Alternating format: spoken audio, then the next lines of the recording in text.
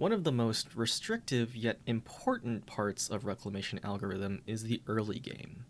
Because you don't have access to the rule-bending upgrades and flexible tools of the later stages of the game, you'll find yourself struggling to establish a foothold with limited resources and options available to you. And trust me, the Lords of Mir are not waiting around to see what happens. This is what happens the last time that someone in a third party set up a random base in the middle of the desert with Sun Valley Industries technology. They're not going to let this happen again for free. As such, spending your limited time in the early stages of the game wisely can set the stage for success or failure when you enter the mid to late stages of the game, especially when you need those crucial upgrades to be able to overcome some of the challenges that this game throws at you, especially if you have weaker or not as trained operators to handle the situation. So, how exactly do you get from day 1 to past day 20 in general? My name is Dr. Socrates, and hopefully I'll be able to show you in this video. This is where we're at in my first campaign of Reclamation algorithm. I have not reset, so as such, all of the tech tree points that I have available and upgrades are the minimum available for all players. We're on day 31, and I have just fended off my first raid, and I am now confident enough to write about some of the insights that I had while getting to this spot. If you want to follow this campaign live as I learn more about the game, mostly blind, but with a little help from chat here and there, please feel free to follow me on my Twitch channel, twitch.tv/DrSocrates. In the meantime, though, if you're struggling to escape the early game and be prepared for what the game has to throw at you, this video's for you. We'll be going over more strategic decisions rather than the micromanagement and, standard day-to-day gameplay in the Arknights standard section of these maps. So we'll be going over what you should spend your action points on, and also what you should be looking for in terms of maps and nodes. Now, I was going to leave it at that, but we've got so many comments from the first video about operator recommendations that I think it was prudent to actually cover those in this video as well. So the second half of the video will be an operator review, and we'll go over a whole bunch of them in my roster here. As you can see, I've got plenty of operators to field. Not all of them are trained, and not all of them I have experience with, but we'll be discussing some of the ideas and strategies that new operators can provide for you, and also go over how the low rarity operators can also help you to understand the game. And yes, this time around I will put timestamps in the description so that YouTube's chapter function can help you skip ahead. Now for starters, you might be looking at the map and realizing that my map looks an awful lot similar to yours, and this is what I've tended to notice too. You see, all of the nodes that are located on this map seem to be in the same location every time. The deserted town Humus that has a steady supply of wood is always going to be here, and this mountain pass, the towering pass that grants you access to the next region of the map that contains stone, is always going to be located down here. The variants in between run to run are going to be found usually here in these encounter nodes. These encounter nodes will have randomized contents that refresh roughly every 6 days, and then also when you go inside each and every map, there is a little bit of RNG variance to kind of spice things up a bit and make you scout the map as opposed to just knowing where everything is and harvesting at will. There will be some consistent spawns, but it's up to you to make sure that you confirm where all the resources are on each of the maps and make sure that you can kind of count how many tiles you need to cover as a result. These maps tend to refresh themselves every season, so that's roughly 20 days in-game time, give or take. And so you want to make the most of every season here. As far as I know, I haven't seen any treasure chests respawning with the seasonal reset, but even so, you want to be making sure that you can capture these nodes and exploit the resources within in a timely manner. Now, the exact priority of what nodes you take first will depend on your exact playstyle. Maybe you want to have, more safe encounters, so you'll just, point farm, unlock these encounter nodes first, and maybe the dispatch nodes if you're feeling saucy and want to send out your operators for free resources. But if you're like me and have more confidence in your roster, you might want to start taking fortress nodes first to reduce the amount of raids so that you can get more resources undisturbed. But before any of that happens, the first priority you should have is gathering food, going hunting.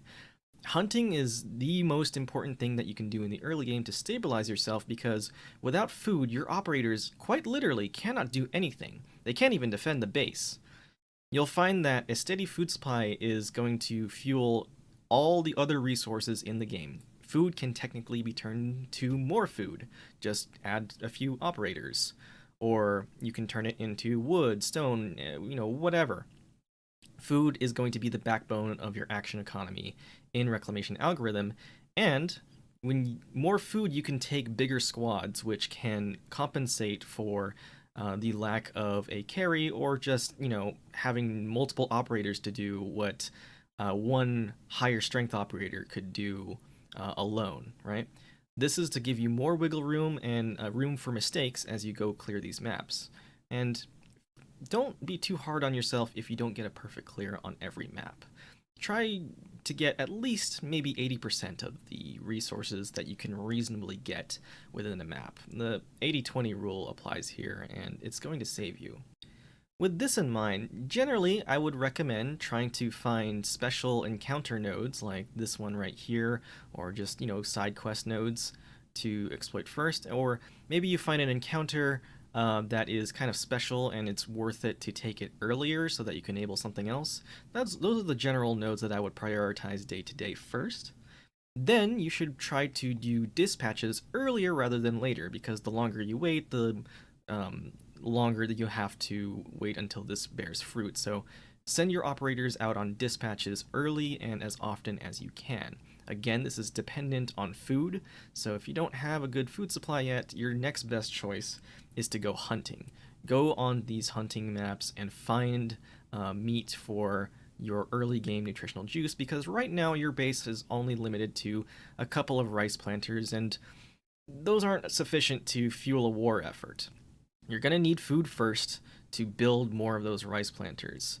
And so once you have a steady supply of meat to, fund your war efforts, you can start taking resource maps, starting with wood, and then working your way up as you gain access to more advanced resources. Now, you might be wondering, when do I get access to harvesting hubs? Those were really useful in the tutorial, and quite frankly, you're not going to be able to access the stone maps right away unless you really, really know what you're doing. But luckily, you can be looking for treasure chests as you clear these maps. These will usually be in consistent spawn locations and are usually hidden by some rocks, or at least they'll be obscured by the fog of war and you will have to scout them out. If you are looking for maps on where to find each and every one, if you don't want to learn them blind, you can look them up on Terra Wiki, the Arknights English wiki, but if it is not updated yet and you don't mind looking at foreign language wikis, the PRTS wiki contains the data from the Chinese version of the game, which is about 6 months ahead, give or take. We often refer to information that we glean from that as clairvoyance, and that's no different here. You can kind of see where they've documented all of the potential spawns for each of the maps, but you might have to do some translation in between. Now you might be wondering, how do I actually use this gold? You're going to be using this gold to repair your base whenever it gets damaged in between raids.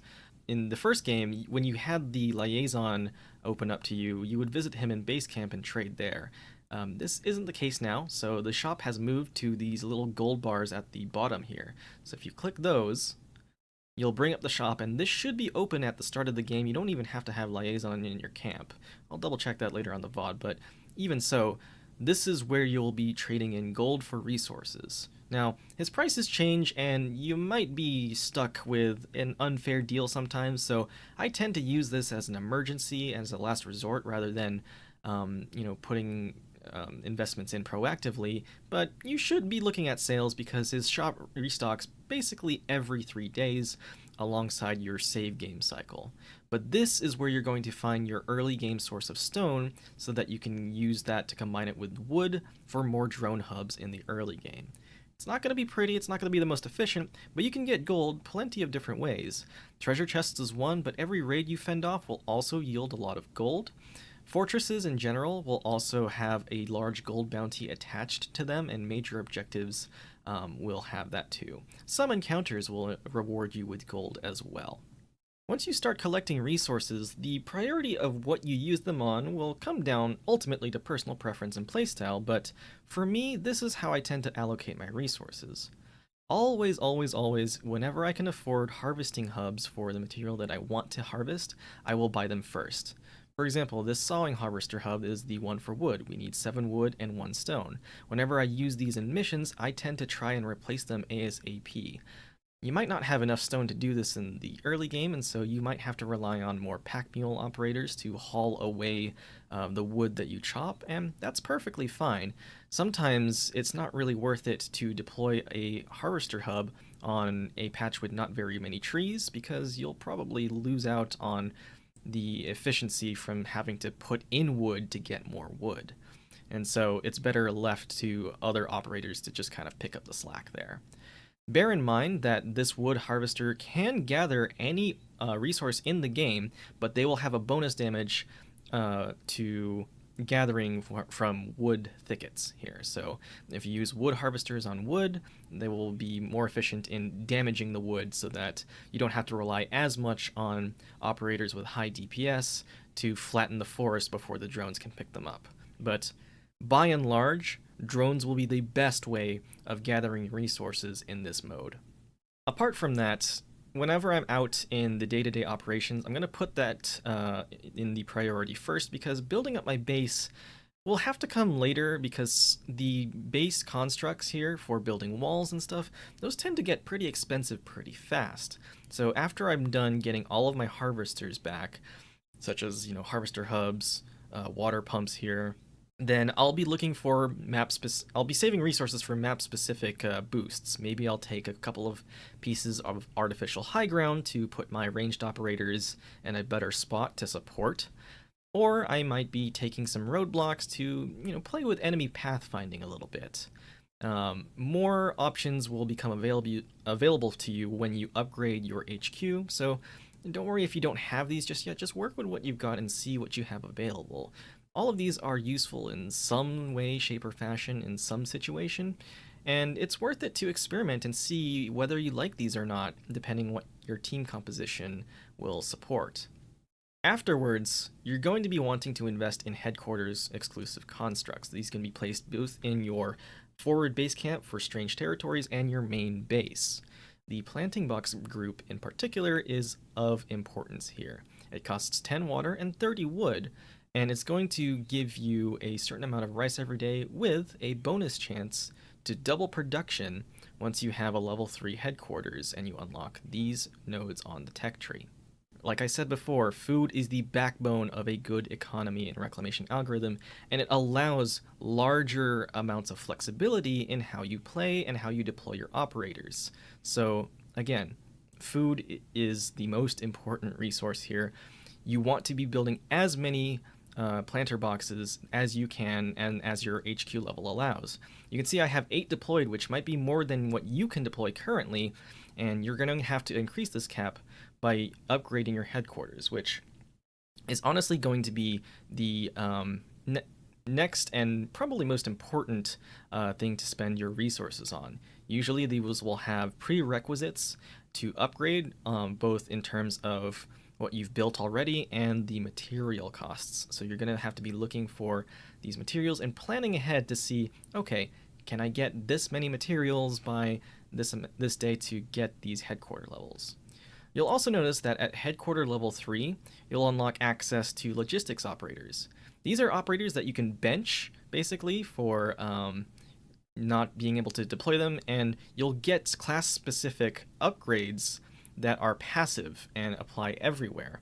I really like the medic ones that give you global regeneration, but you can see that my operators here, they have 3 pips of the boost here. This is because they're leveled to Elite 2 and up to their module upgrade requirement. So this is going to be higher based on the star count. I think it's 40 for 4 stars, 50 for 5 stars and 60 for 3 stars. And then you get more slots as you upgrade your headquarters level. These will add up, of course, so you can just kind of slam, 6 under-leveled operators here to get the maximum class bonus. But if you've got a back roster of E2 operators that you like, but you've not really used in this mode in particular, Valarkvin here is a good example. She's really, really good in IS4, but kind of languishing here, not as effective with her elemental base damage that she relies on.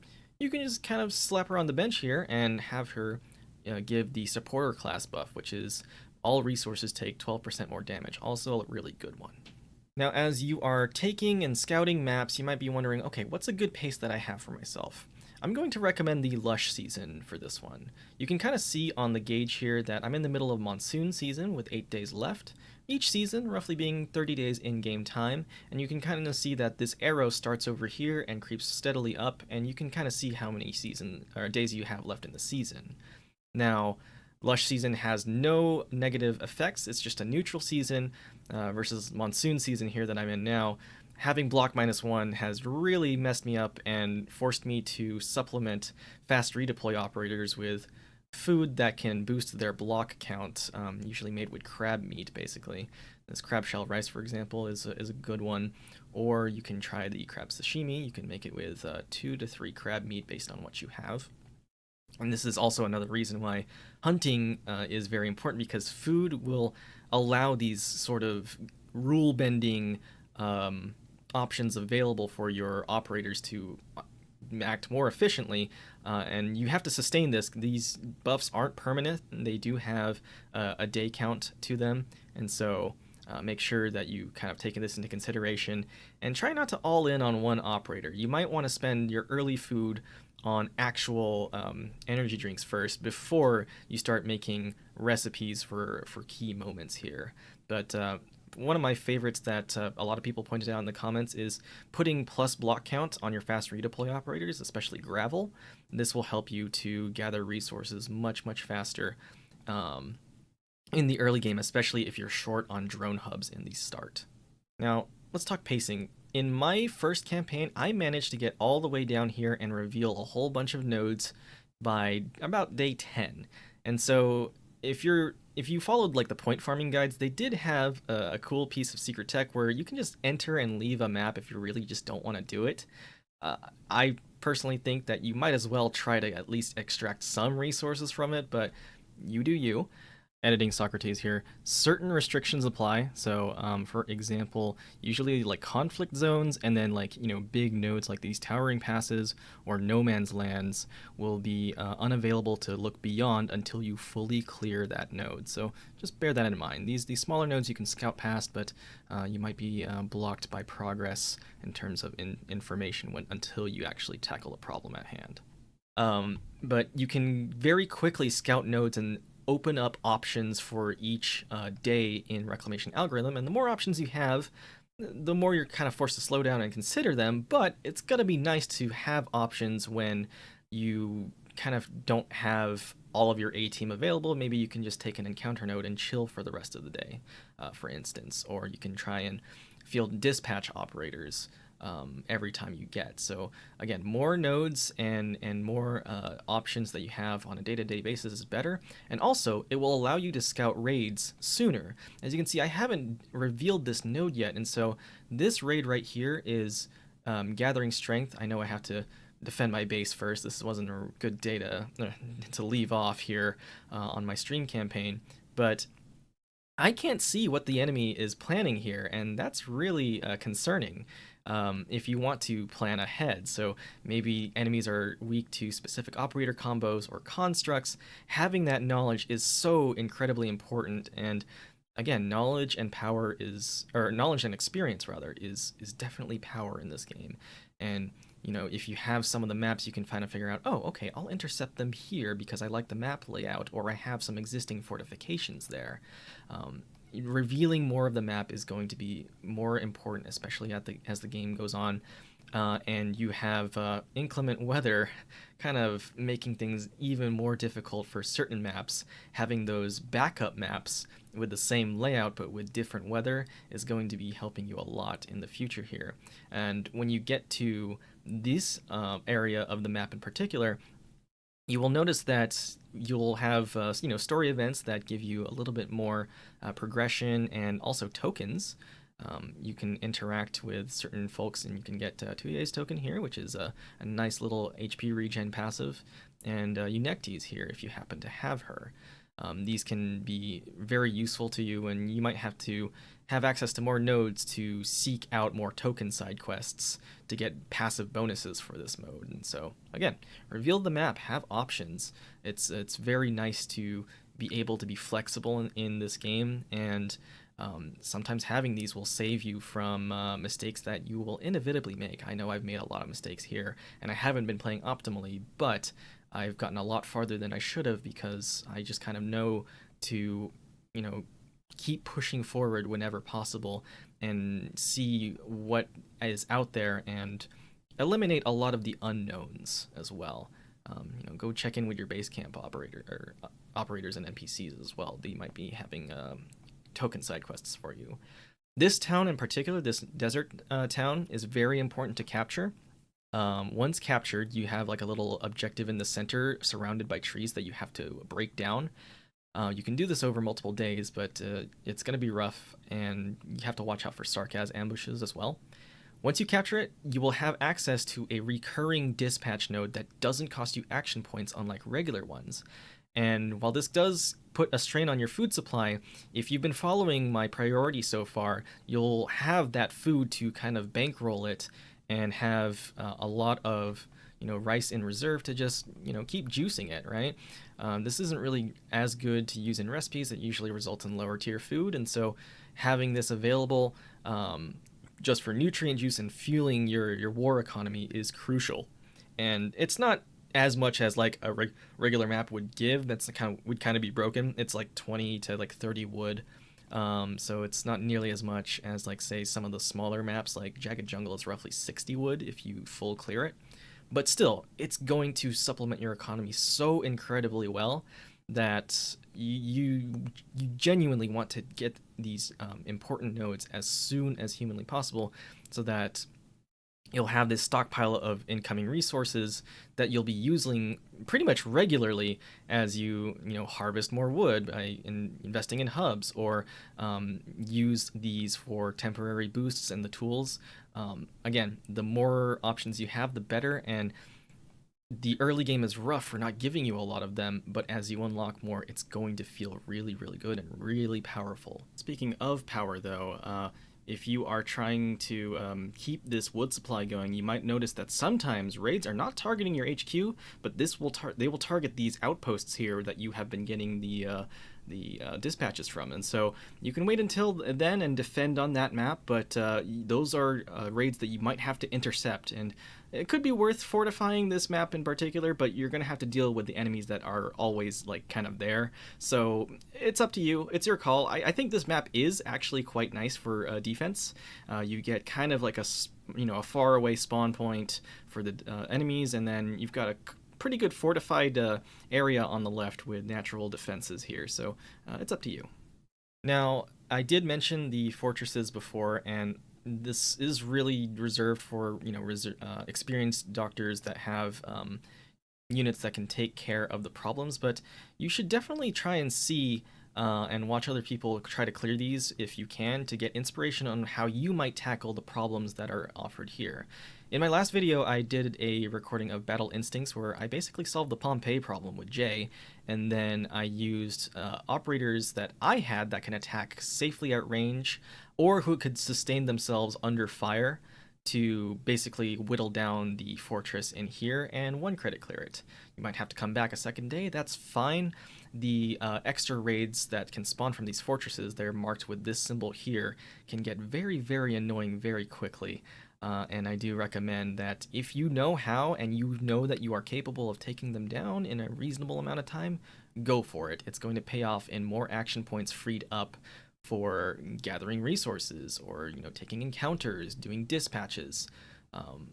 This is all about risk management and resource management, And that goes a long way here, and it's not something that's immediately obvious because it's not really harped on in other parts of Arknights, so it's understandable if you're not exactly keen on like what to do here.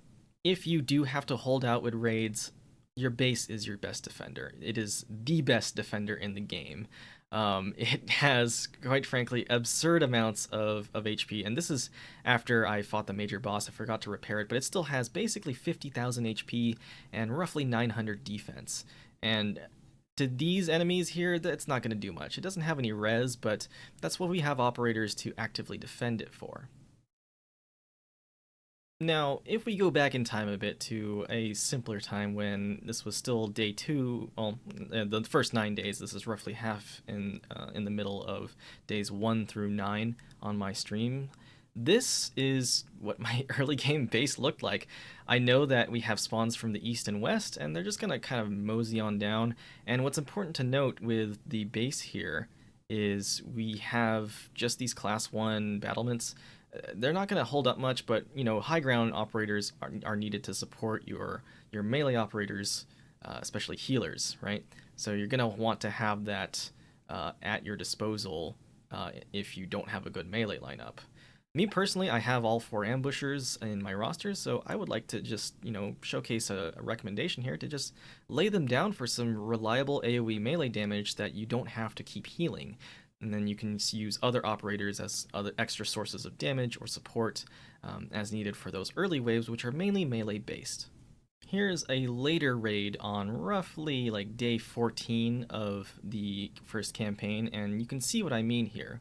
We've got Stainless and Puzzle covering this right flank here with Mizuki, and then I'll lay down the rest of my ambushers. And since I'm still at 6 unit limit, I could leave all 3 other ambushers there, but I opt to decide to use the rest of my rapid response team, as I like to call them, to deal with higher priority threats like the defense shredding, you know, claw gators here that can really do a number on your base, even though it's so tanky. And as a reminder, between you know, peaceful times, you can repair your base with gold. It does cost more as your base gets more expensive and more damaged, but that's why we like to keep a gold stockpile in this house. I definitely like doing that. Here's another example of advanced tactics that you'll have to be picking up from regular Arknights gameplay, and that's priority target elimination, right?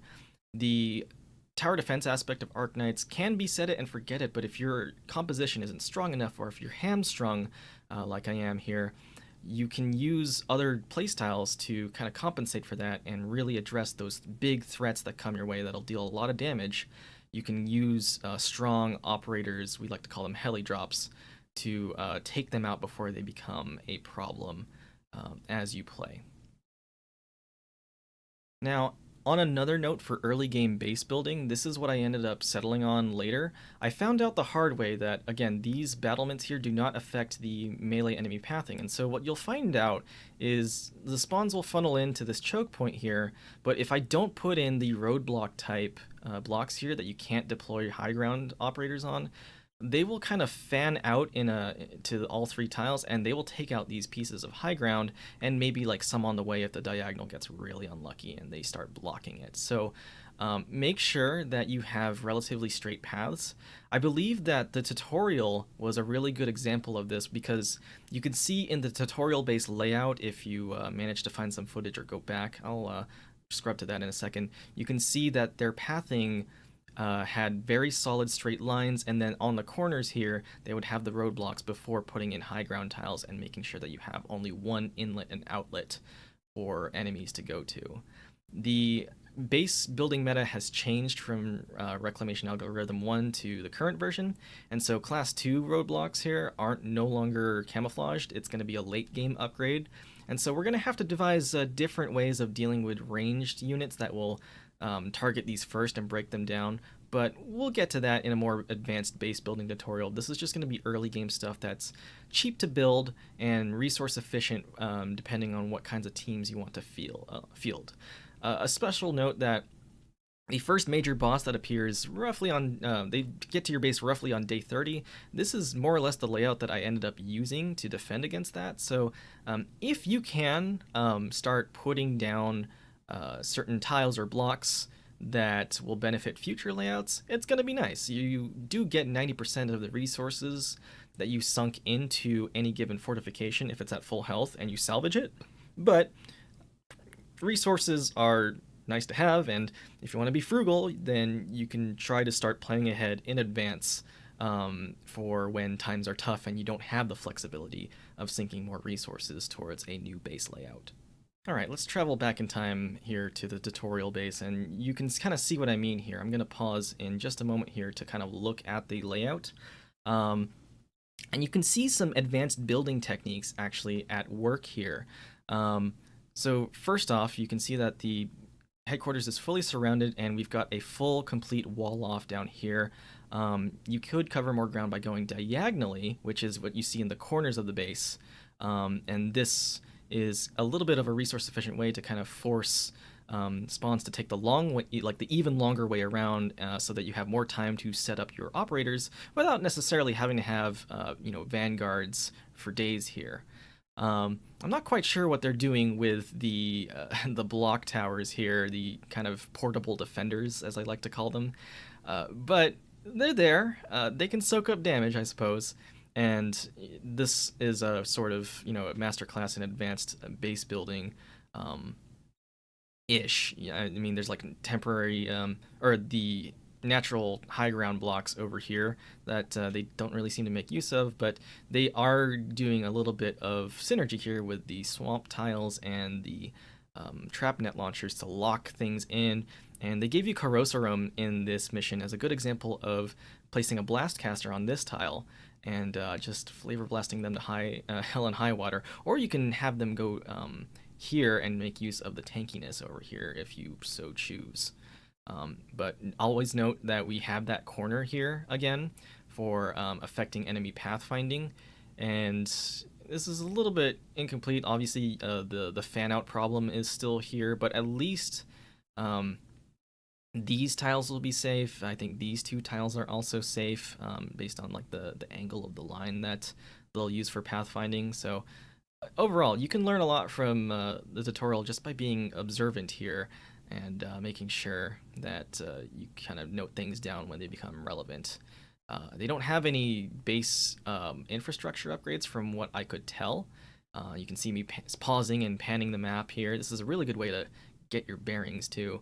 So normally we would have the resources and planter boxes up there because they're away from the action, and enemies won't typically path towards it. That's not going to be something that you have to worry about in the early game. So again, just lay down those planter boxes as soon as possible in that northern sector of your base. One of the last things I will go over is tech tree upgrades to get while you're still in the early game. I'm going to assume that you'll get level 2 headquarters very, very easily from the tutorial, and maybe level 3. Level 3 unlocks are very, very important in terms of kind of the first like impactful ones, like these planter improvement techs that will supply your war economy. But level 4 is another good one here with the vision expansion tech, but you won't probably get here soon. I'm going to pick this up next time I start stream here. But for the early game, what I want to emphasize is level 2 upgrades unlock the merchant's nodes here, and I think these two nodes, to have them stock one more item, will be very, very important for you to have the flexibility, as I mentioned, to spend your gold the way that you want, and maybe he'll offer you like better prices or bulk deals on these. And then you might not have enough gold to spend for these upgrades, these trading post stocks more goods.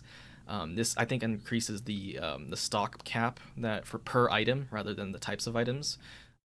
So you can kind of skip out on these if you want, but if you do end up with a windfall of gold early, this might be worth securing so that you can actually spend all of that gold instead of having to wait for another restock. In terms of other tech tree nodes, this doesn't become relevant until you break out of early game and into the second area of the map. And then if for some reason you take a long enough time and it's monsoon season already, you can start at least getting these nodes. These are pretty cheap, and you can just get slightly more weather benefits, even though the weather overall is going to be a hamper on your activity. It is also worth it to not neglect these nodes. You're going to have to get these anyway for this very important vision expansion tech, but having operators retreat or die but still providing vision can be really useful for operator skills that require it. So maybe your global targeting operators like Ambriel and Goldenglow. I'll touch on them a little bit more afterwards, as far as like operator recommendations that I missed out on. And then for the other ones, once you do have drone access or reliable drone access, maybe you have enough gold to just keep fielding drones. The harvester hubs upgrades will be good. I recommend starting with the mainline ones, and then you can get these. These are a little bit more expensive later on. Water shouldn't be too hard to come by, so I don't really recommend getting these level 3 ones until you feel like you really need it. There are better things to spend your points on at level 3, like the planter boxes, like I said. And as far as construct tech, if you're feeling not very confident in your ability to defend against a particular raid and your base is a little squishy or you don't want to spend too much gold, go ahead and like sink a little bit of points into this. As I said, Base Kun is the best defender in Arknights with 99 block and so much effective HP with the absurd amounts of HP and defense you get with the headquarters upgrades that this will pay off, big time, right? It might be worth it to have other defenders and soften the blow, obviously, since operators are a little bit more expendable than other base materials, but still. These will pay off in the long run when you allow yourself room for mistakes, right? The notion that you have to play perfectly and just avoid leaking, that's not going to happen in this game. It's way too complex to account for every single risk factor that you're going to encounter, and so I really do recommend cutting yourself some slack mentally here so that you're able to just kind of roll with the punches and manage your risk better and just get yourself out of situations without being too harsh on yourself here. This one in particular, the 15% damage reduction, that's going to be huge. In fact, I might also sink the remainder of my points here because that's going to be important since I forgot to repair my base. You should note that these nodes up top, these are going to only affect the build-out constructs, the tiles that you deploy. So like roadblocks and high ground, you can gain some resistance there. But it will not affect the headquarters. These ones will affect both the headquarters and those tiles, but yeah, just bear that in mind when you are sinking upgrade points into the tech tree. It's very accessible, and I think it's like newbie friendly for defending against raids, but you have to believe in your base. Your base will be fine. Trust me. This base at level 4, we got the level 4 upgrade right before the first boss that tried to take it down, and tanking the first boss with the first phase of the boss with Hoshiguma was fun, but even with 3 barrier machines that was giving Hoshiguma extra health, and also 2 medics stationed on her, I believe I had Lumen and Shining, she still died after a while because there was a lot of defense shredders in the boss raid party lineup that kind of whittled away at her over time, and so you definitely want to have a little bit of faith in your base to kind of pick up the slack and let yourself leak a few units. Just make sure that some offensive operators are covering where their units are clustering, and you'll be fine, trust me. To end things off, I want to go over some underappreciated favorites of mine that I have found useful in this early to early mid game. And some of the suggestions that I've gotten have been really useful from the comments. There's a few favorites that even I forgot to mention in my first video because I was trying to rush and get it out. And the first one I'm going to look at is our Il Siracusano welfare operator Vigil. So here's the thing with Vigil is that he does multiple things kind of averagely. He's not a great sniper, but he is attacking from range. His wolves are fragile and lose block count as they die, but and his DP generation is not on par with other vanguards. But if you need to hold down a lane and be self-sufficient or bait things with the wolves without having to commit another medic to it, he's a very operator slot efficient person. And the skill ceiling is through the roof with this guy. So if you're facing a lot of weak enemies, you can try the skill 2 to have his wolves both DPS and self-sustain. The talents are interesting too because they do have a defense ignore when they are attacking enemies from the wolf pack that's getting blocked.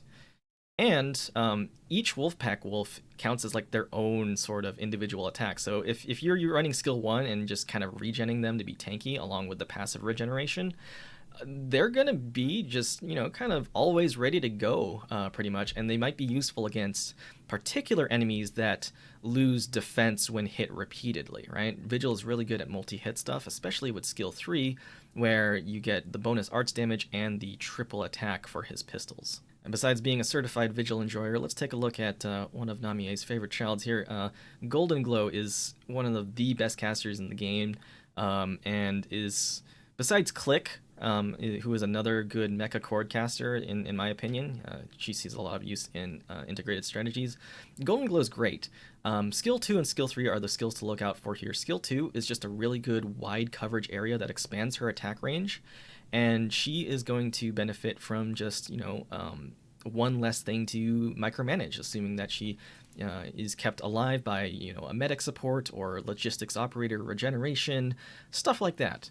The other skill of note is skill 3. It's going to be changing her with to a global attack range with reasonable baseline uptime, but again, once you get more things to bend the rules with, you can start getting more SP charging, enhancements, right? You can take some SP batteries with you, or you might opt to, say, take her with Stainless and have Stainless skill 2 help charge that. There are very many ways to empower SP regeneration if you know where to look, and so I encourage you to try and experiment with that.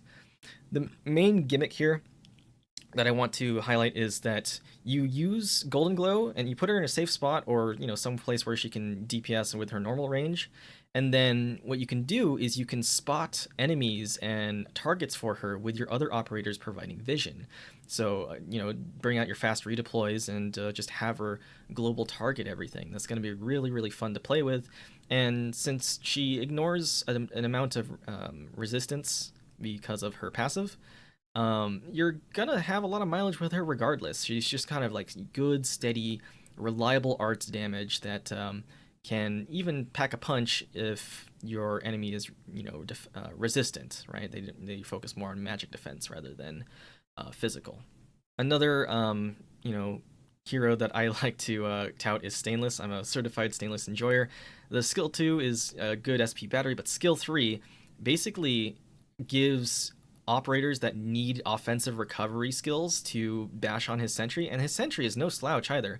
It might say 100 attack here, but it actually calculates the attack based on Stainless's attack, which 300% of 678, that's like 1800 damage, and then half of that is dealt as splash damage here too.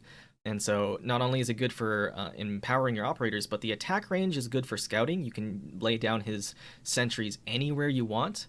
Operators behind it will take the 20% less physical damage, and all around, he's a really good hidden gem. If you manage to get him and you don't know what to do with him, this is how you actually use him effectively.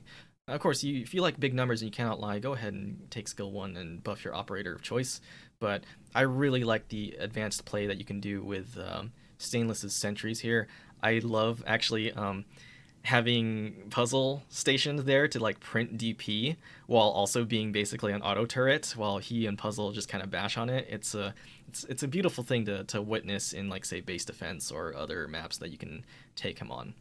I think I did mention Poncirus in my other video, but she's also a hidden favorite because, again, set it and forget it, right? You only have to activate her skill twice, and then the DP regeneration is going to be there too, and she gets pretty sturdy buffs here from the skill here. So if you need her to lock down a lane with, like, reasonably tough enemies, and then you have medic support on her, she can hold her own. She'll even get even more max HP from being out on the field. So this is like one of the tankiest Pioneer defenders. Aside from, say, Flametail as well.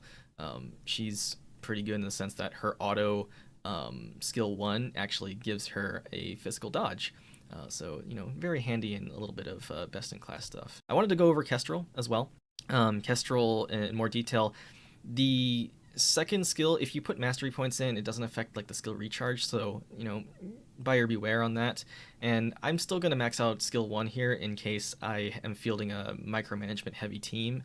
But yeah, I think she's well worth it. You're going to have her stationed where the drone hubs can't reach something, and she's going to be there for you. She's a really good Vanguard operator in general, right? She's still strong outside of Reclamation algorithm. She can deal a lot of damage with her crits, and her module upgrade, I really do like what I see here. The first deployment cost being reduced is huge, and she'll get SP recovery rate, which gives her even more synergy with herself in Reclamation algorithm specifically. So definitely worth your while if you can afford it, and if not, it's just a goal to work towards. You don't have to get these operators day one, and there's a lot of content in Arknights that you could be clearing first that's more efficient and more appropriate for your level. Moving along here, I want to make mention of the Trapmasters. So Dorothy here is the best in class. Her skill 3 gives her basically mines that explode in a cross pattern, and they deal slow.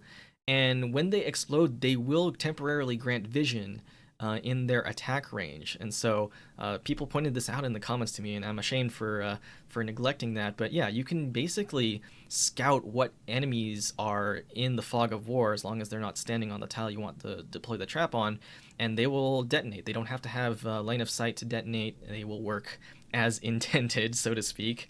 And Trapmasters all have this basic standard sniper attack range, and you can use your other skills if you find that you need extra utility there, but skill 3 is the highlight for that. And other Trapmasters could work too. Robin, for example, was the free unit from playing Mansfield Break. If you play that side story, you can get her, and she is really good for light enemies and pits. So if you find some enemies to like send down some holes, you can have her set up these launching clips. Otherwise, the binding clips are also very, very reliable. And it's not just Reclamation algorithm. I had a good time using her to power the gramophones in Twilight of Volumond. Although there is one instance I can remember in Reclamation algorithm where there is a gramophone, although I wouldn't necessarily recommend taking her on that stage just for that if you have good boss killers. Let's just say that. Another thing I didn't quite mention in properly is like the merchant class. Now that I'm recording and have a better setup rather than just Google Sheets, I do really want to show off the things that Mr. Nothing can do if you happen to roll him. The buffs that you can get from all of this, you can get the passive +1 block, or if you want to have him be more offensive, this is good too. But honestly, this is going to be my new default here for him to get that +1 block, so that I can deploy him out on like monsoon tiles, and it's just really fast and cheap, resource collection. The initial cost is only 6 DP, and if I'm going to be retreating him anyway, the DP drain that counteracts the natural DP regeneration is going to be negated, basically. If you have module upgrades, this can be reduced to 2, and then so you can slowly trickle in DP, as I demonstrated with Jaye in my last video, having the module. But yeah, just be careful with merchant classes and just retreat them right away. Swire is also another option too. There's Lee, of course. And Dollkeepers, I did say that you can't have them go into substitute form and collect resources, but they are still really resilient in terms of like staying out on the field. So if you want to keep them alive, or if you know that you can keep them alive, you can send in Dollkeeper, Bina, Spectre the Unchained. You can have them on hunting missions and kind of post up a choke point to see if any wandering beasts come through alongside your ambushers to hunt for that. And so you'll get really good mileage out of that if you figure out if they will survive any ranged harassment or maybe the weather effects. In terms of our low star heroes here, sometimes you just need a chump to go where no other operator has gone before and you're at deployment limit, so bring your robots along too. Castle 3 is good for getting that spare bush or maybe that non-thorned treasure chest, and you can also get a sizable attack and defense boost for 20 seconds in an emergency here, so just look at your hidden gems here for that. You know, Lancet's also that flexible medic operator, and you'll get that 500 HP burst damage after deployment, so that's another good, notable, and rather easy to get robot as well. If you have played the Monster Hunter thing here, Terra Research Commission gets the full attack range of a standard marksman sniper, so he can these kitties can be used for good scouting as well. I mentioned before that 2-star Yato, again, fast redeployment. This is your fast redeployment on a budget, and if you want to practice the fast redeployment tactics that are available to, like, you know, other more advanced classes here, Yato is a good start to start using that alongside the rest of your roster, and the archetypes kind of go from there. If you've seen Bloop AK's video on the fundamental progression issue of Arknights, he describes that a lot of the subclasses here start out as basic, but then slowly get more complex, but you still have a general sense of what to expect and what you can ask of them, but they'll start to specialize into different branches. Cruz is good sustained DPS against single targets, or maybe the nearby woods if you're using her to help lumberjack. Whereas Adenacul has the active buff where, you know, that big attack boost is good for taking out priority targets. That's why you kind of send in Melantha as your budget Scotty, right? Melantha's attack can get really, really high with her 828 base attack. Moving on to the 4 stars, May is really good for hunting. Standard marksman, very, very cheap, and then her skill 1 is auto trigger, beautiful. And the slow is good in both Reclamation algorithm and integrated strategies if you're trying to play that. She's a very, very good budget pick, and I recommend investing into her pretty early on as well. I would be remiss to go without mentioning Myrtle here, but something I think is underappreciated is that I will still take Myrtle over Psylocke 90% of the time, because she's better able to resist the various things that the game will try to throw at you, because she gives all Vanguard operators 33 HP per second while she's out on the field. So Myrtle is such a good pick, even if you just take her skill 1 for more efficient DP gen and don't take the extra healing. She is incredible, and then the module upgrade will pair her very well with Charger Vanguards like Bagpipe or Plume to get that +1 block, and so it's like you still have the block count of Myrtle backing them up, and you have the equivalent block count of a Pioneer, but with arguably better DP efficiency. So Myrtle, absolutely great. Cuora is another notable low star hero. She is incredibly tanky. Look at that defense level and then the max HP, and she'll get even more defense. So any physical damage that you're facing is going to be basically shrugged off. But Cuora isn't the only one I would highlight in the 4 stars, because Bubble here is the other part of Hoshiguma, kind of split into another operator. Her skill 2 gives taunt and also scales off of her defense to deal physical damage to the target regardless of distance. So if you can bait ranged units especially into attacking Bubble, then she will very easily be able to take them out across the map if that's how far they're sniping your defenses from. I will also say that low ground medic defenders here, our Guardian defenders, is the archetype, will be very, very useful in keeping your team alive if you don't have the spare resources for high ground tiles. Some healing is better than nothing, and they can, help your operators who are on the ground withstand a lot more. And again, like, low ground is plentiful in Reclamation algorithm by and large, so you're going to have really good mileage out of taking healing defenders like Gummy or Nearl. Perfumer was another operator that I think I neglected to mention, unfortunately, but global skills in general will be really, really good. And so if you take a look at Perfumer here, she is a multi-target medic, but she also has the passive regeneration of a percentage of her attack every second globally when she is deployed. So you lay her down and she'll take up a deployment slot, sure, but in addition to the healing that she actually actively provides, she'll provide the passive healing over time. And this goes for unhealable operators too. So if you have solo blades or like Mudrock and Juggernaut defenders, they will receive the regen rate as well. This is one of those things that bypasses it, and that's really nice. The attack speed debuff from her skill 2 might be crappy, but the attack boost will benefit her passive healing, so this is arguably the better skill to take if you really want to up the global regen on a pinch in between waves. Otherwise, this is a little bit safer and easier to use. I personally don't. If Goldenglow is a little bit out of your reach, meet Ambriel. Her skill 2 is going to be called Radar Sweep. She's also a Deadeye operator, so look at that attack range. You get a lot of vision out of her, even if she is a little bit more costly. Attack plus 60, but the attack range becomes global. She will still target her, follow her default targeting priority, so just kind of watch out. If you have like stainless turrets, those might disrupt global targeting priorities, but Deadeyes in general will prioritize enemies with the lowest defense, so they will, just kind of take aim at mostly little guys.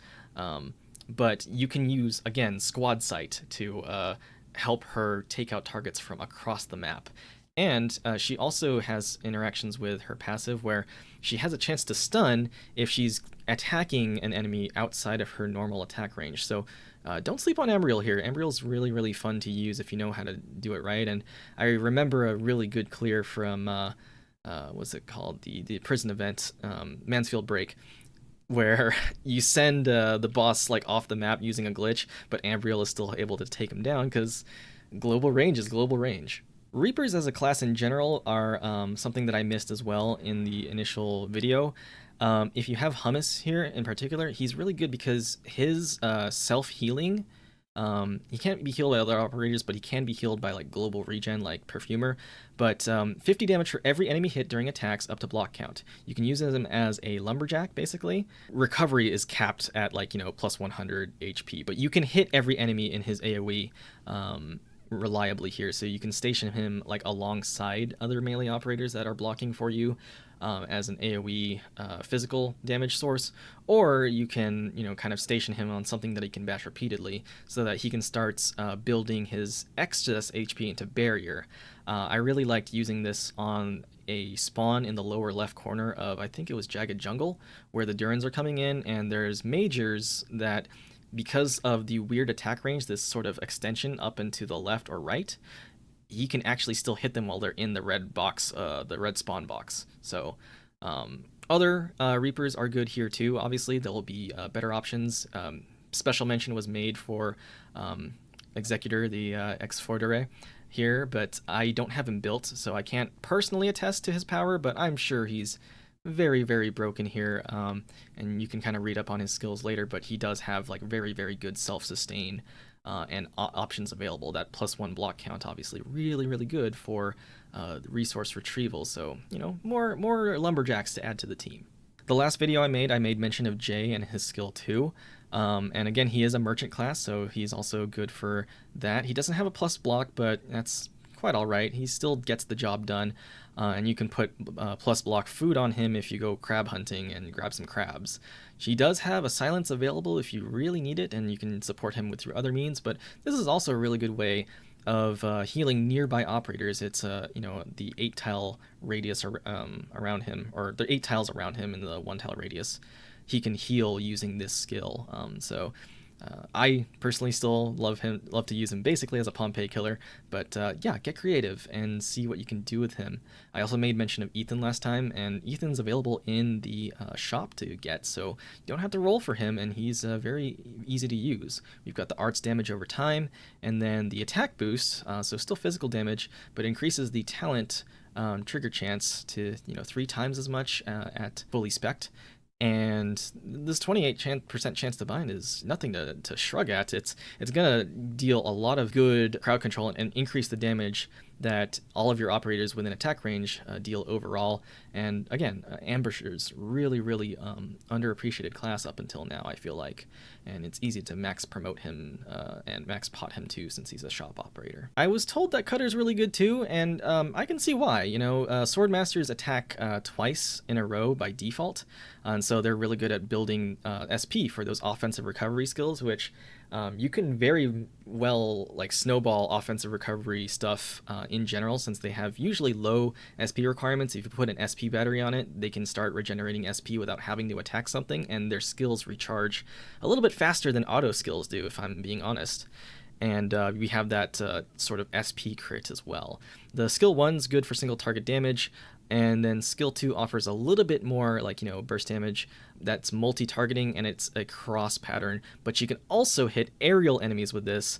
You can also try to hit aerial enemies with skill 1, but try using this to take down, say, the drones on Masters of the Forest. If you don't have good boss killers, Utage is one of those operators that is kind of goes by the wayside because it's hard. She's harder to use. She's a solo blade class, formerly known as Musha's, and she can't be healed by other units, but she will recover 70 HP every time she attacks. So you can set her up something to bash something repeatedly to recover her HP, or you can set her up on skill 1 where she stops retaliating against blocked enemies, right? Block becomes 0, and she kind of spaces out and recovers her HP in hairy situations where maybe you're off hunting and the moss beast is a little bit more than what she can take. You can have her take a knee and chill out for a bit while she recovers her HP. But what I really like her for is skill 2. This is passive. You don't have to juggle active requirements, and you basically drop her like a heli drop. She loses 50% of her current HP, and then for 15 seconds she'll get an attack boost and convert her damage into arts damage. And why this is so good is because she gains attack speed as her HP is lowered with max bonuses at 70%. So that's quite near max already. As long as she doesn't get one shot, she'll be really good for taking out priority threats. And this is something that you should pick up from the main game, but I thought it special to point out here as one of the low tier heroes.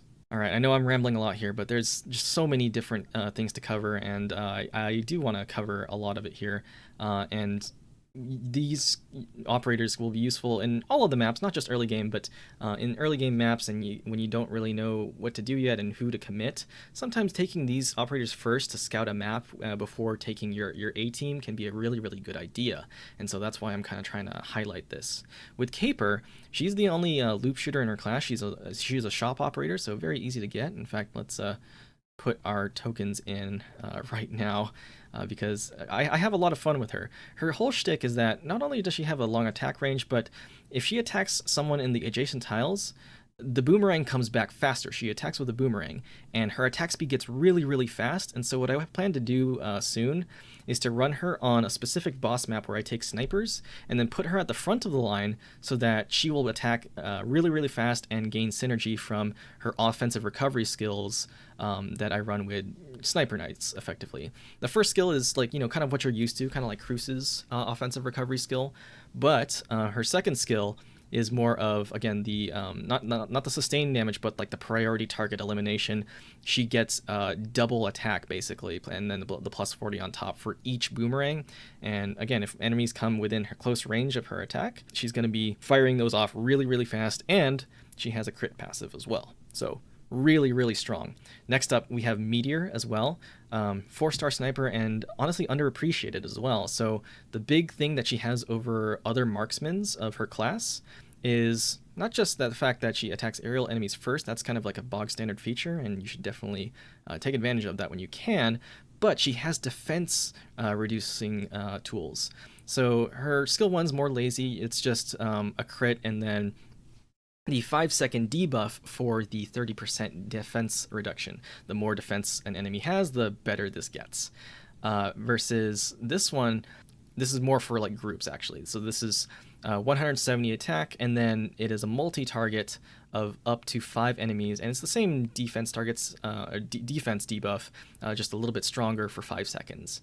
And Meteor is also one of the picks that I bring when I use a Sniper Knights based team, because a lot of snipers deal physical damage, and so this is one of those instances where even if you have better snipers available, she's still a really, really strong pick. I made mention of Totter before, but now that I have the recording open, I can definitely go over like his kit in particular. His Besieger attack range is like this, so again, really good at taking objectives from safety, and then he does attack invisible enemies. He does not reveal them for your other operators, but he can still take them down.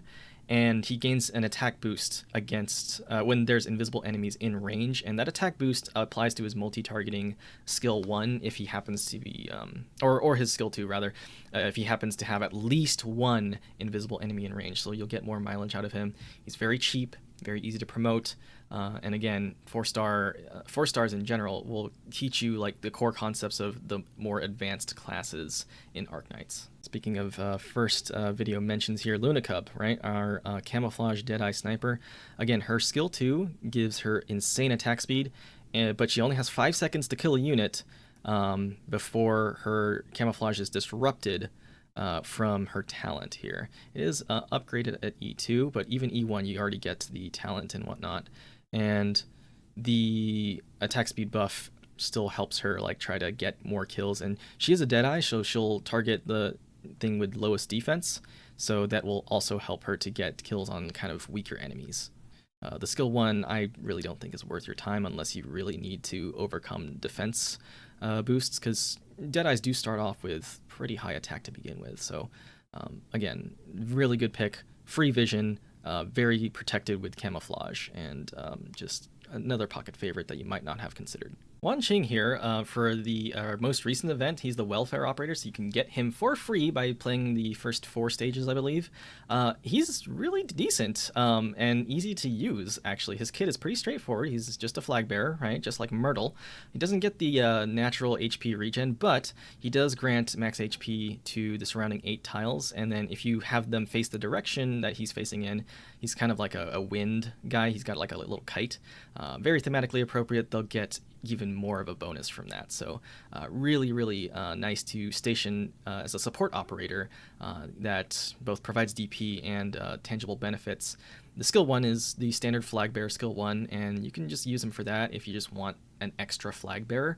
But skill 2 will not only gradually recover DP, but it is an HP restoration, and they get an attack speed buff if they're facing the same direction. So I think his kit's really cool and worth mentioning, especially right now during the event that Reclamation algorithm is releasing alongside. Astgenne here is another good operator to get. I believe she was welfare, but even if she isn't, I still kind of have her as a pocket favorite. Chaincasters are a little bit of an underused class since it's a multi-targeting class, and AoE isn't as strong in usually regular Arknights, but I find her very useful when going mining, since the chains will go in between the mining rocks, and so she has a pretty standard attack range here, but she also gains more attack speed, stacking up to 7 times. So if you deploy her to go mine rocks and iron, she'll definitely help with the auto sustained DPS of her skill 1.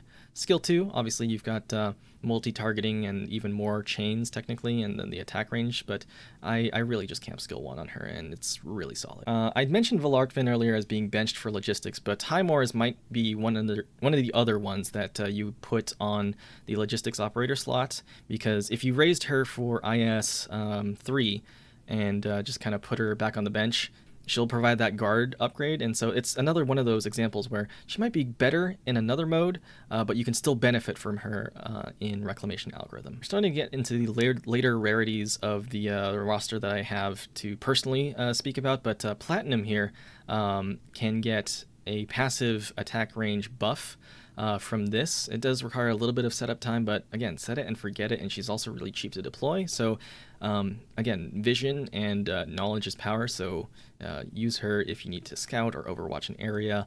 The marksman classes are still useful, and I really should have mentioned them firsthand. Shoot, I almost forgot to mention April. She is a 5-star sniper, and what's unique about her is that she's basically a ranged assassin.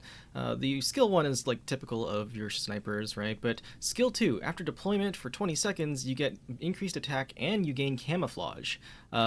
April is the sniper fast redeploy operator. She gets better redeployment time and DP cost from her passive, and of course her module is only going to make that even better.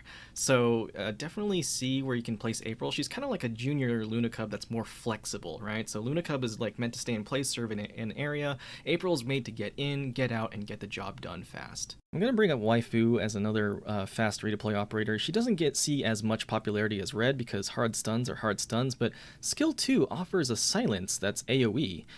For 7 seconds, and if you don't have other options like Lapland or what have you, she can be really good for kind of filling in a mistake, or like, you know, just having a contingency plan against enemies that are susceptible to being silenced, such as the Originium slugs, or there's a lot of Dublin enemies with a lot of resistance, and so if you're using arts damage, she can be really good for stripping the resistance passive from Dublin enemies, and you know, letting your arts damage operators really shine.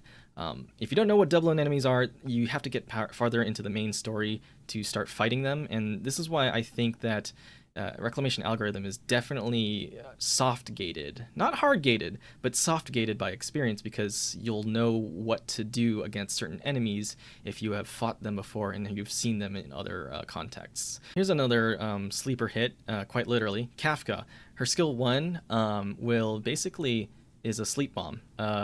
It is a 5-second one. I think the duration will go up with the skill level, but after the sleep is over, she deals arts damage, and she is an executor fast redeploy, so if you don't want to use her skills, she can just be another fill-in operator for resource collection or just map exploration. And it should be noted that when her skills are active, she won't block anything, but she gains camouflage, and that's kind of huge. So you can put her in relative safety, and then you can have her do her thing. Skill 2 is really fun to play with. I personally really like it.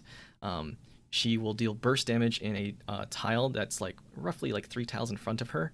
And then for the next 12 seconds, she's just going to continuously start snipping with her big shears with arts damage. But yeah, make sure to retreat her afterwards, because she just turns into a regular melee fast redeploy afterwards. But yeah, sleep, really good for hunting. It kind of synergizes with the other sleep interactions. And then this is also good for like maybe a quick treasure chest run to take it out if you can't do it safely. Okay, I know Nearl the Radiant Knight is very, very powerful, but there's an interaction that I hope you know about if you're using her for skill 2 to be a heli drop. So she doesn't consume deployment slots, which is really, really nice, especially for early game if you have her, since 6 deployment slots is a rough ask. And then basically she gets 4 shields, and then she will automatically retreat after the 27-second skill duration here at max. And her redeployment time will be extended on top of what it normally would be by 25%. However, if you deploy a Casimir's operator first, so a lot of the Karantas are Casimirsian, her sister, Blemishine, of course, is too, the redeployment time will not be extended. And, you know, she's really good. She also, like, enters the battlefield and stuns enemies with 80% of her attack, which is like 800 damage for true damage. And then she also gets the interaction with the Casimir's operator. It deals another hit, and she gets defense ignore. Really strong unit, but where the hell are you going to get a good unit to heli drop with her?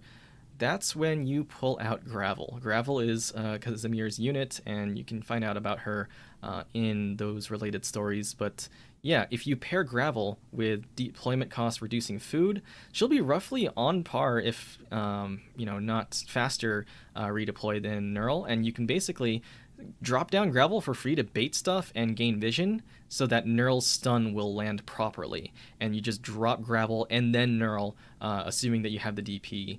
And it's such a good combination that I would be remiss if I didn't mention it. And yeah, this requires a low star rarity unit. Chongyue here is in a class that is kind of hard to use. He's definitely harder to use than Mountain. Mountain's really easy with just, skill 2 and set and forget it. But if you're a veteran of the great Chongyue yapping of yesteryear, boy yaps harder than I do when spamming his skill until they nerfed his voice lines. So his skill 3, you activate it 5 times, and then he gains a cross pattern, and he'll be dealing single target damage. He'll hit twice, and then he'll also, deal splash damage whenever the skill procs, which is roughly every 8 attacks, 4 attacks once it's procced. It'll auto-activate, deals damage in extra time, and I underappreciated this. I really wish that I took Chongyue on my first major base defense, because that would have been really good in cleaving the waves, and he wouldn't be taking block count because it was in monsoon season, and so melee enemies would just walk right past him without batting an eye, and he could just wail on them for free while something else or the base could take the hits for him. And so try enabling him with stainless. It's actually really fun seeing him bash on a stainless turret for enemies that are outside of his cross attack range. It's like roughly 3 tiles in front. Let's talk off meta 6 stars. Dusk, poor girl, she really doesn't get the buffs that she needs to survive in standard Arknights, but for very, very large defense waves, she's going to benefit from killing many enemies over time. So when her passive starts proccing, she gains 2% attack stacking up to 15 times, and this can be really good when paired with her skill 1. It's auto recovery, increased splash area, big damage, and can store charges when she's not attacking. And she starts with 1028 attack. It's just that her attack speed is slow, but she's AoE, and she can deal a lot of damage, especially in base defense scenarios. So consider her for that, or maybe take her on a mining expedition if you want to deal splash arts damage to a whole bunch of rocks in the area. Skill 3 is another pocket favorite where you can just kind of fill in for lack of lack of blocks or defenders.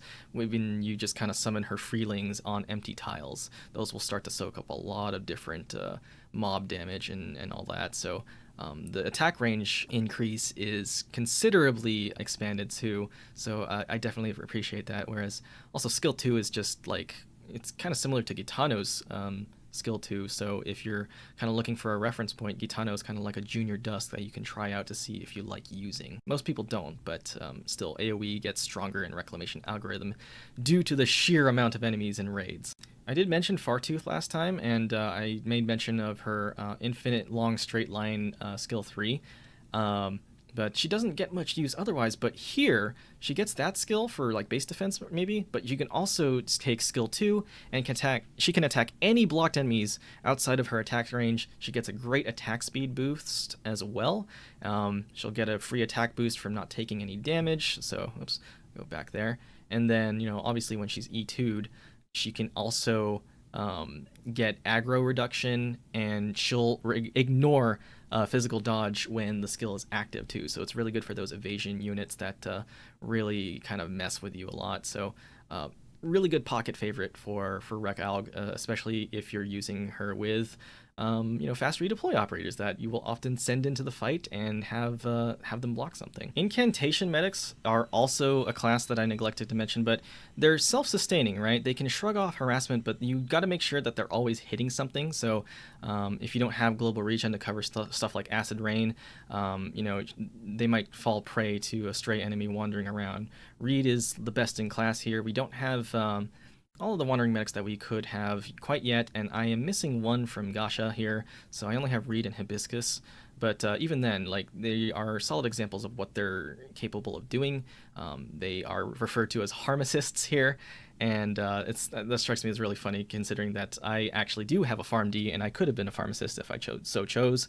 The pandemic kind of convinced me otherwise not to take the path, but regardless, I am actually technically a doctor. So skill 2, really good against melee enemies. You pair her with low ground allies, and then she will follow aggro juggling priority if there are multiple allies that she could apply this buff on. But basically, you put down 2 low ground operators last, and then if an enemy is sandwiched between, you pop this skill, and that will be a really good way to not only heal them, but get massive amounts of arts damage onto that target, since it's just gonna, spin around in a circle and hit them. You can also station her on high ground and then have like on this tile here, that's your blocker, and then the enemies right here. And if she has no other operators in her attack range, she'll put the buff on herself, and the orbiting fireballs will reach that as well. This will be really good for like the first boss, I think, and I chose not to use her that time for my clear, but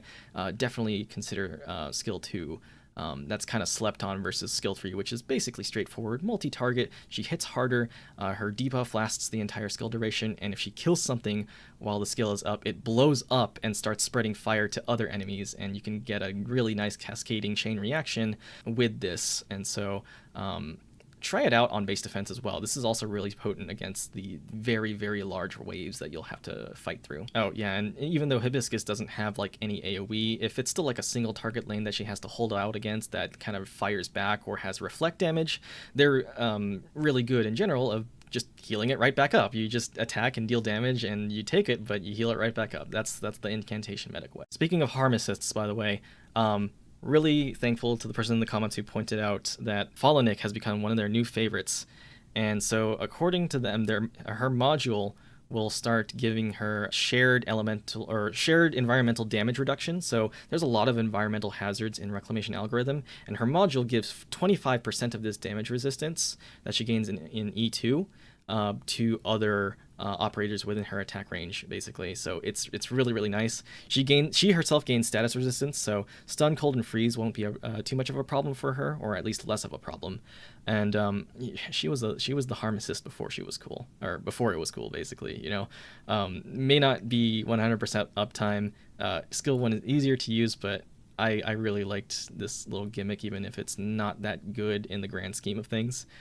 So if you're curious, this is a good off-meta pick to experiment with in terms of surviving the harsh conditions of Sargon. Now, if you watched all the way to the end, thank you so much. If you did so in one sitting or just kind of in the background as you're playing Rec Alg, I really appreciate it. It's very motivating for me to hear some positive feedback, and even the negative ones, as long as you kind of stay respectful about it and try not to sour the mood too much intentionally. A little light roasting is okay, though.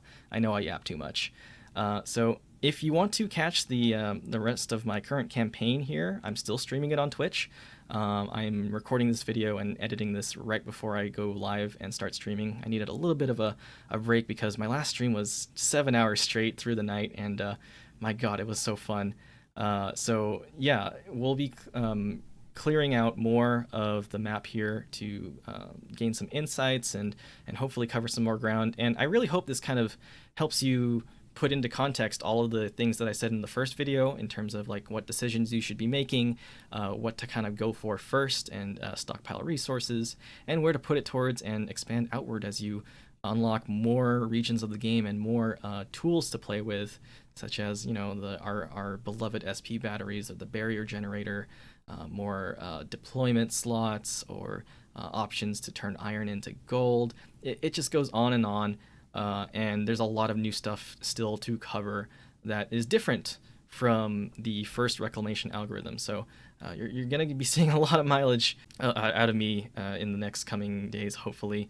Pray that I don't burn myself out too much here. Hopefully this will help. I want to make sure that everybody has the best shot possible. And again, it is okay if you just leave this mode for now and come back when you are stronger and more experienced with how to deal with common types of problems in Arknights that you'll be encountering here as well. Drop me a follow on Twitch, again, if you want to follow the campaign, and then I do have a Discord. I'm going to sneak the link in the description here. I don't have it actively like organized right now, and most of my streaming stuff is like vestiges from when I used to stream actively beforehand too. So thanks for dealing with the scuff here and motivating me to actually help more people out with this, because I do feel like that this is definitely an underappreciated game mode, and I really want to prove that, hey, there's something here for you if you know where to look. So thank you so much for watching, and good luck, and I'll see you in the sands.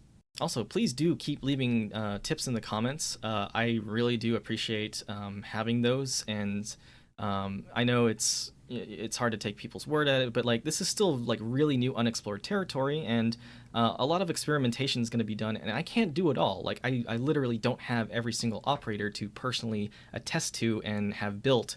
We're playing a gacha game, guys. I can't unlevel my operators to test out under-leveled builds. I can't. I can take weaker operators, sure, and you can rat me out in the comments for the last video, but I really do need help for truly covering as much ground as possible, and we'll all learn in the process, even if we get proven wrong, So keep that up and keep trying out new things. We have save scumming for a reason. I'm personally not going to do that for this first campaign and see how far we get, and I'll just reset once we fail it for the first time. But yeah, this is such an amazingly complex game mode on top of Arknights is already insane depth and complexity that takes time to really appreciate over the 4 years that this game has been out. And I really do wish that if this game ever hits end of service, it's going to be a sad day. And I really want Hypergriffin Yostar to be the one that says, hey, we're not going to end this arbitrarily. We'll make an offline version, and you can experience this and preserve this into the future, because there's so much hard work that went into every aspect of this game, not just the gameplay too. I really like the lore aspects and how this matches up with the gameplay and the implications. I've been reading every single encounter dialogue and trying to read flavor text for the recipes, because you can kind of garner like little bits of information from that. It's so good. It's so good. So please keep it up, and I promise you that this is only the beginning. You know what? I might split this guide into 2 parts. The operator review is nice and all, but I really need to focus on the early game here. So I'm gonna teach you how to go through the early game for this video. We'll leave it at that, and for the next one, we'll go over some operator review.